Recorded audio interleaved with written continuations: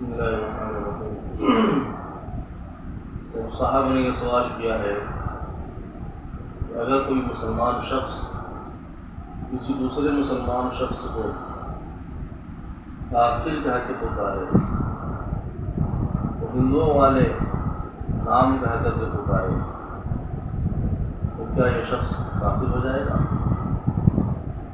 جواباً عرض یہ ہے، حتی الامکان انسان کو زبان کی حفاظت کرنی چاہیے، زبان سے ایسے الفاظ ادا نہیں کرنی چاہیے جن کا ادا کرنا شریعت میں ناپسندیدہ ہے۔ اس مسئلے میں بغیر کسی شرعی دلیل کے کسی مسلمان پر کفر کا حکم لگانا یا کافر ہونے کا الزام لگانا یا کفر کا بہتان لگانا کہ جانتے بوجھتے کہ اس کے عقائد کی بنیاد مومنانہ ہے، مسلمانہ ہے، تو ایسے شخص پر کفر کا اندیشہ ہے، شریعت کو مذاق بنانا ہے، اور ایسے شخص کا دین خود سلامت نہیں رہتی۔ اس سے انسان کو ڈرنا چاہیے۔ لیکن اگر واقعتاً جس شخص کو کافر کہا جا رہا ہے اس شخص کے اندر کفر کی دلیل موجود ہے، دلیل شرعی موجود ہو، کفر کی کوئی بات موجود ہو،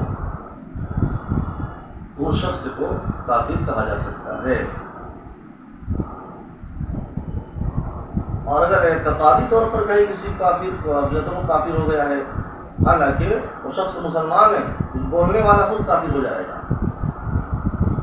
اعتقادی طور پر تو نہیں کہہ رہا ہے،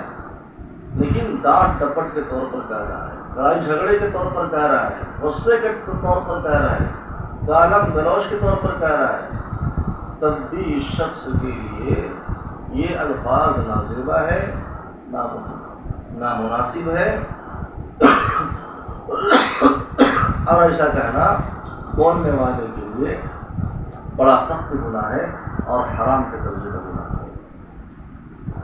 کیونکہ نبی اکرم صلی اللہ علیہ وسلم نے حدیث پاک کے اندر اس سے منع فرمایا ہے۔ چنانچہ بخاری اور مسلم کی دونوں کی روایت ہے، امام مسلم رحمۃ اللہ علیہ نے صحیح المسلم کے اندر باب کتاب حفظ اللسان، یعنی کہ زبان کی حفاظت کرنے کا بیان، یہ کتاب انہوں نے جو باندھا ہے، اور اس کے اندر ایک باب باندھا ہے فی الفاظ کا وہ استعمال ہوا، ایسے ایسے الفاظ کے بولنے کے بیان میں جن کا استعمال مکروہ ہے۔ چنانچہ بخاری کی روایت ہے، حدیث نمبر 6103، اور مسلم کی روایت ہے 16 یعنی کہ 60، عن ابن عمر رضی اللہ عنہما قال قال رسول اللہ صلی اللہ تعالی علیہ وسلم اذا قال الرجل لأخيه يا كافر فقد باء بها احدهما فإن كان كما قال وإلا رجعت عليه۔ حضرت عبداللہ بن عمر رضی اللہ تعالی عنہما ارشاد نقل کرتے ہیں کہ نبی اکرم صلی اللہ علیہ وسلم نے ارشاد فرمایا کہ جب کوئی اپنے بھائی کو یا کافر کہے، بھائی سے مراد دینی بھائی مسلمان کو بھائی کہتے ہیں، تو اپنے کسی مسلمان بھائی کو یا کافر کے لفظ سے پکارے، اور تو ان دونوں میں سے کسی ایک پر یہ حکم لوٹے گا۔ اگر واقعتاً وہ شخص کافر جس کو کافر کہا جا رہا ہے تو وہ کافر، ٹھیک ہے، اس پر بات لوٹ گئی، لیکن اگر وہ شخص سامنے والا کافر نہیں ہے اور یہ شخص کافر کہہ رہا ہے تو پھر یہ خود کافر بن جائے گا۔ میں نے بتایا اسی وقت تو کافر بنے گا جب یہ عقائد کی بنیاد پر بول رہا ہو کہ اور بغیر کسی دلیل شرعی کے بول رہا ہو کہ سامنے والا جو ہے کافر ہے، تب کی بات یہ ہے۔ فَإِنْ كَانَ كَمَا قَالَ، پس اگر اس نے ایسا کہا جس طرح اس نے ہے، وَإِلَّا رَجَعَتْ عَلَيْهِ، ورنہ تو خود اس پر یہ الفاظ لوٹ جائے گا، خود ہی کافر ہو جائے گا۔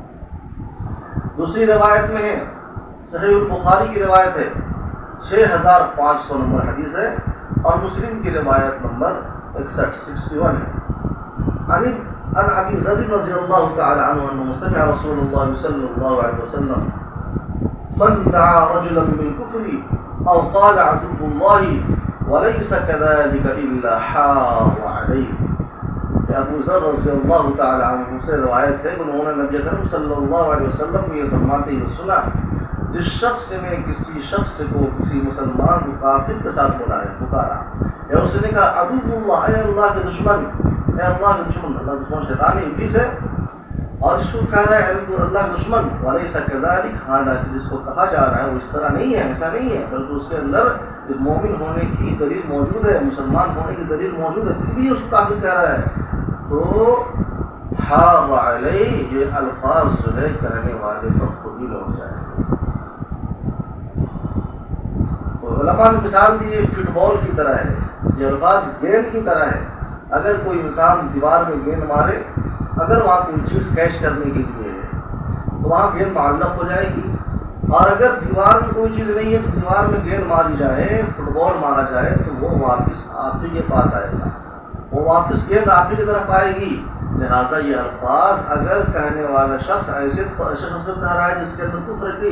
دلیل موجود ہے تو ٹھیک ہے، اور اگر اس کے اندر کفر کی دلیل موجود نہیں ہے اور یہ اس کو کافر کہہ رہا ہے عقائد کی بنیاد پر، جانتے بوجھتے کہ خود کافر ہو جائے گا، اور اگر لڑائی جھگڑے کے طور پر کہہ رہا ہے، سب کو شتم کے طور پر کہہ رہا ہے، گالم گلوچ کے طور پر کہہ رہا ہے، تو پھر اس کے لیے تب بھی سخت بڑا گناہ ہے. اس سے انسان کو، مسلمان کو بچنا چاہیے. فتوے کے اندر دیکھیں، فتویٰ نمبر سن لیجیے، فتوے کے اندر فتاویٰ ہندیہ، فتاویٰ عالمگیریہ آپ نے سنا ہوگا، اس کے اندر علماء نے نقل کیا ہے لفظ کو، والمختار للفتوى في جنس هذه المسائل أن القائل بمثل هذه المقالات إن كان أراد الشتم ولا يعتقده كافرا لا يكفر، وإن كان يعتقده كافرا فخاطبه بهذا بناء على اعتقاده أنه كافر يكفر. فتاوى ہندیہ. اس طرح کے مسائل میں اصل جو قول ہے وہ یہ ہے